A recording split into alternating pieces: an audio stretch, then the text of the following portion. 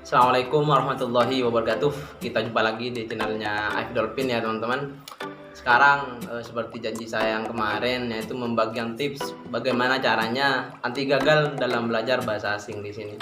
Kenapa saya membagikan tips di sini? Karena memang masih ada pemuda-pemuda sekarang ini masih kebingungan mau belajar bahasa asingnya bagaimana caranya kita agar bisa seperti itu. Jadi untuk sekarang saya membagikan tipsnya, yaitu anti gagal dalam belajar bahasa asing di sini. Oke, mungkin jika kalian penasaran, jangan lupa subscribe, like, bunyikan loncengnya. Kita langsung ke video selanjutnya. Cekidot.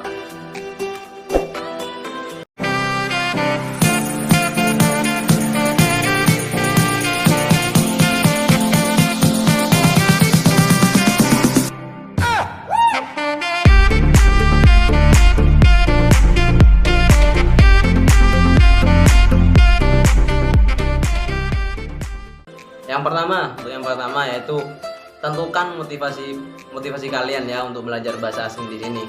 Entah motivasinya karena sampai kalian ini mau belajar bahasa asing karena memang mau bekerja atau memang mau lanjut kuliah di sini, yaitu cukup memotivasi bagi kalian sendiri. Jika ingin bekerja, mau kerja di mana? Contohnya ya, kalian mau bekerja di Jepang, jadi kalian belajar bahasa asingnya itu bahasa Jepang, bukan bahasa Chinese. Ya, jika kalian bekerja di Amerika atau di kota-kota yang lain dan negara-negara yang lain, kalian ya bisa belajar, bisa menjadikan motivasi buat kalian tersendiri. Tapi untuk yang sekarang ya paling relevan ya ini, yaitu tetap bahasa Inggris. Karena kalian, kata saya yang kemarin, video yang sebelumnya itu mau ke Amerika, mau ke Cina, mau ke Jepang, dan mau ke Arab Saudi dan lain sebagainya, negara-negara yang lain, yaitu kita harus mempunyai bahasa Inggris di sini. Entah mau bekerja atau mau lanjutkan universitas atau yang lainnya, ini setidaknya kita bisa memahami bahasa Inggris, karena bahasa Inggris di sini kan bahasa internasional ya. Untuk yang kedua yaitu gunakan bantuan teknologi di sini. Gunakan bantuan teknologi dari mobile phone atau dari notebook dan lain sebagainya, laptop dan lain sebagainya lah intinya. Karena tidak akan bisa kita pungkiri di era Z generation di sini, generasi Z di sini, yaitu pasti semuanya pemuda-pemuda sekarang pasti mempunyai gadget ya. Jadi untuk kalian manfaatkanlah gadget tersebut, mobile phone tersebut untuk entah dari aplikasi translate atau dari podcast atau dari channel YouTube. Kan sekarang ini sudah banyak ya channel-channel YouTube atau di Facebook itu pastinya ada live-nya untuk belajar bahasa asing. Biasanya belajar bahasa Inggris di sini ya. Jadi buat kalian jangan lupa ya, manfaatkanlah gadget kalian di sini untuk entah dari translate atau lain sebagainya. Lagi biasanya ya kalau tidak bisa menggunakan mobile phone atau smartphone di sini, kita menggunakan buku di sini. Karena menggunakan buku di sini itu paling relevan, bukan relevan ya. Ini mobile phone yang paling relevan ya. Sangat baik untuk digunakan untuk buku di sini buat kalian, karena dalam buku di sini pastinya ya yang saya rasakan dan saya alami sendiri, jika kita belajarnya dari mobile phone itu pasti hanya sebentar saja dalam ingatan kita. Tapi kalau kita dalam membacanya dalam segi buku, belajar di buku atau kitab-kitab itu, biasanya ya itu pasti ingatan kita serasa sangat awet di ilmu-ilmu yang sudah kita pelajari itu berada di dalam otak kita sendiri. Kalau belajar di gadget itu ya, yang saya rasakan ya, ini hanya sebentar kalau di pikiran saya kalau menggunakan gadget di sini. Untuk yang ketiga, yaitu ajalah untuk teman-teman kalian ini untuk belajar bahasa asing di sini. Selain mengajar ya, selain ada manfaatnya buat kita yang sedang belajar bahasa asing, hanya bisa untuk menjadi teman diskusi, atau teman ini bahkan bisa dijadikan latihan lah bagaimana caranya berbicara pakai bahasa asing tersebut. Karena jika kita sudah mempunyai teman, sudah jelas ya pasti kita akan senang lah dalam pelajaran bahasa asing di sini.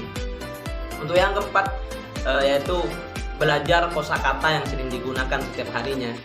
Jadi jangan lupa, walaupun kita belajar bahasa asing ya, kita tidak mempunyai kosakata sedikit pun, maka jangan harap kita ini akan bisa di situ. Tapi kalau kita sudah mempunyai kosakata di sini, maka percayalah pasti bisa di situ, asalkan mau dipraktekkan setiap hari. Contohnya ya, saya kasih contoh buat kalian, kegiatan sehari-hari, contohnya eat atau drink atau shop atau lagi shirt, baju dan lain sebagainya. Itu kita setidaknya ya harus hafal lah di sini, karena memang seharinya ini pasti dipakai buat kalian, entah bercakap dengan seseorang atau dengan teman-teman kalian di sini. Ini pasti dipakai. Jangan lupa ya, pelajari kosakata setiap harinya yang sering digunakan buat kita. Untuk yang keenam di sini yaitu jangan takutlah pada kesalahan ya, karena biasalah maklumi, jangan takut pada kesalahan di sini. Karena jika kita tidak pernah melakukan kesalahan, maka kita tidak akan pernah meraih yang namanya kesuksesan. Dan sebaliknya, jika kita pernah merasakan kesalahan, maka di masa yang akan datang kita akan mendapatkan bahagiaan di situ. Untuk yang ketujuh yaitu memanfaatkan film serial, contoh lagi movies, lagi dan lain sebagainya, film movies dan lain sebagainya, action dan lain sebagainya ya. Karena di sana tergantung dari bahasanya kalian ya, mau belajar bahasa apa. Jika mau bahasa Inggris, tonton action dari Amerika atau dari Amerika Serikat ya, atau dari negara-negara yang lain yang menggunakan bahasa Inggris di situ. Kalau kita menggunakan kalau kita belajarnya di bahasa Korea, maka jangan sering nonton film bahasa Inggris, tapi nontonnya film bahasa Korea di sini. Jika film Jepang ya nontonnya pasti percakapannya pakai bahasa Jepang kan, seperti itu. Tapi tidak bisa dipungkiri ada kok yang film-film bahasa Indonesia, cuma cara percakapannya itu pakai bahasa Inggris. Itu sih sebetulnya bagus buat kalian, karena kalau di negara kita sendiri yaitu negara Indonesia ini, pastinya cara melafalkan bahasa Inggrisnya itu tidak secepat dan tidak sesulit seperti yang orang Inggris aslinya itu ya. Jadi buat kalian yang memang mau belajar bahasa Inggris, itulah tipsnya bagaimana caranya untuk belajar bahasa asing anti gagal di situ ya, anti gagal. Terus kalian di sini untuk yang ke-8 tidak usah memikirkan yang namanya grammar di sini. Kalau dalam bahasa Arab kan namanya nahwu sorfiyah. Terus kalau di dalam bahasa Inggris ini grammar. Kalian ini tidak usah memikirkan yang namanya grammar di sini. Intinya kita sering praktek, mau praktek di situ, insya Allah pasti kalian akan bisa. Grammar itu belakangan nanti. Kalau grammar itu belakangan, setelah itu pasti kosakata kita akan mengiringi seperti grammar yang pernah digunakan kita sebelumnya di situ. Tapi tidak bisa dipungkiri ya, pastinya kita pastikanlah selingi untuk belajar grammar di sini ya. Untuk listening dan lain sebagainya itu pasti ya, pronunciation, terus lagi cara percakapannya, pengucapannya bagaimana. Kalau makan dalam contohnya eat itu pokoknya betul bagaimana, kalau shirt itu bagaimana yang sebetulnya di situ ya, kita harus belajar juga di situ ya. Jadi saranlah buat kalian kalau memang mau belajar bahasa asing, inilah tipsnya, yaitu 8 tipsnya bagaimana anti gagal dalam belajar bahasa asing buat kalian. Itu hanya sekilas buat kalian ya. Selebihnya saya mohon maaf buat kalian ya, karena memang ini hanya sekedar motivasi buat kalian bagaimana caranya. Saya ini hanya membagikan tips buat kalian, entah oleh kalian ini akan diikuti atau tidak ya tergantung dari kalian semua. Kita contoh pada Vicky Naki di situ. Vicky Naki itu kan sudah bisa berapa bahasa itu, ada 5 atau 6 atau berapa atau 4 berapa, saya kurang ingat di situ ya, saya lupa. Tapi itu sudah lumayan ya, Vicky Naki sudah bisa bahasa Rusia, terus bahasa Inggris, itu cukup bagus lah. Tapi kata Vicky Naki yang kemarin itu dia tidak pernah yang namanya praktek di situ.